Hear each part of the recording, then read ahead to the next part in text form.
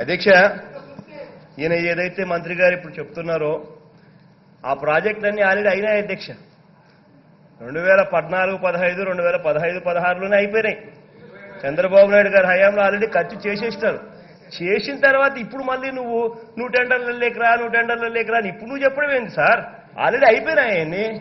పక్కన తెలంగాణలో 4.46 కోట్ల పర్ మెగావాట్ చేశారు. గుజరాత్లో 4.76 కోట్లకు చేశారు. ఇంకా వేరే చోట 3.96 కోట్ల పర్ మెగావాట్కు ఆల్రెడీ ప్రాజెక్టులు చేసిన చరిత్ర ఉంటే ఇక్కడ మాత్రం మీ హయాంలో 6.35 కోట్లు పర్ మెగావాట్ కృష్ణపట్నం, 5 కోట్లు పర్ మెగావాట్ పీటీపీఎస్. మీ హయాంలో కిక్ బ్యాక్స్ పర్ మెగావాట్ దాదాపుగా 2 కోట్లు పర్ మెగావాట్, అంటే 3,000 కోట్ల per megawatt kick backs already అయిపోయినాయి.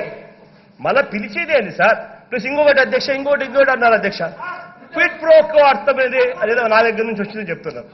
ఇక్కడ ఒకటి చెప్పాలి అధ్యక్ష, నేనే అధ్యక్ష బ్లాక్ మనీ తీసుకొని సూట్ కేసుల్లో పెట్టుకొని ఆడియో టేపుల్లో వీడియో టేపుల్లో దొరికేట్టుగా ఎమ్మెల్యేలను కొనుగోలు చేసింది నేనే అధ్యక్ష. బ్లాక్ మనీ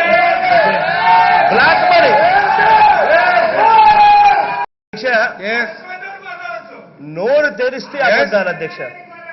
నేను ఇదే ఇవాళ అధ్యక్ష, నేను అచ్చెన్నాయుడు గారి దగ్గర నుంచి చంద్రబాబు నాయుడు వరకు అందరికీ ఒక ఛాలెంజ్ చేస్తున్నా.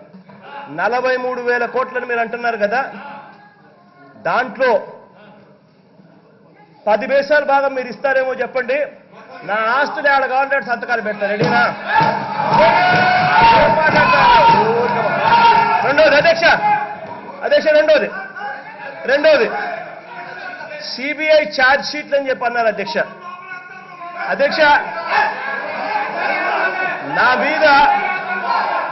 నా మీద కేసులు ఎప్పుడు పెట్టారు అధ్యక్ష? రాజశేఖర రెడ్డి గారు బతుకున్నంత వరకు రాజశేఖర రెడ్డి గారు మంచోడే. రాజశేఖర రెడ్డి గారు చనిపోయిన తర్వాత జగన్మోహన్ రెడ్డి అనే వ్యక్తి ఎప్పుడైతే కాంగ్రెస్ పార్టీ వదిలిపెట్టి వెళ్ళాడో అప్పుడు నా మీద కేసులు పెట్టింది ఎవరు అధ్యక్ష?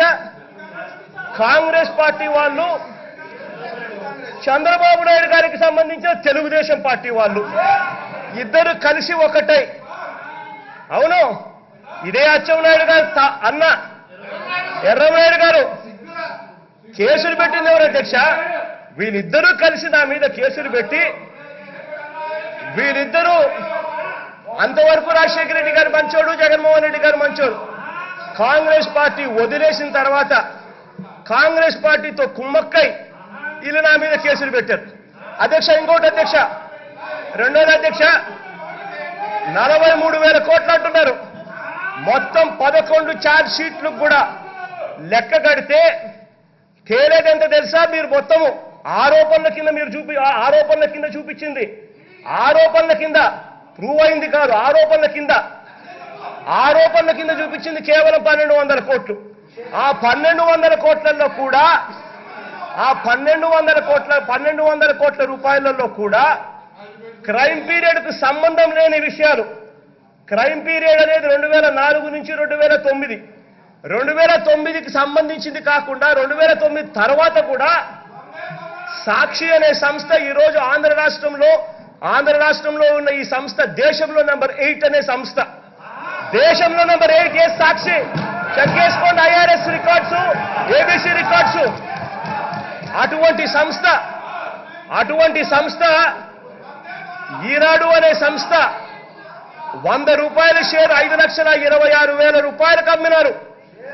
ఆ పరిస్థితుల్లో 1,800 కోట్ల అక్యుములేటెడ్ లాసెస్ ఉన్న ఈనాడు సంస్థ ఆ రోజుల్లో ఆ షేర్ వాల్యూకి అమ్మితే, అటువంటి పరిస్థితుల్లో ఈనాడు వాల్యుయేషన్ కన్నా సగం ధరకే సాక్షికి ఇన్వెస్టర్లకు షేర్లు ప్లేస్ చేసింది. ఎక్కడా దీంట్లో స్కాము లేదు. ఇన్వెస్ట్ చేసిన వాళ్ళంతా బంచోళ్ళు, ఇన్వెస్ట్ చేసిన వాళ్ళంతా లాభాల్లోనే పయనిస్తున్నారు. దానికి ఆ వాల్యూ ఉంది. ఎవరి దగ్గర ఎవరు నష్టపోయిన పరిస్థితులు ఎక్కడా లేవు.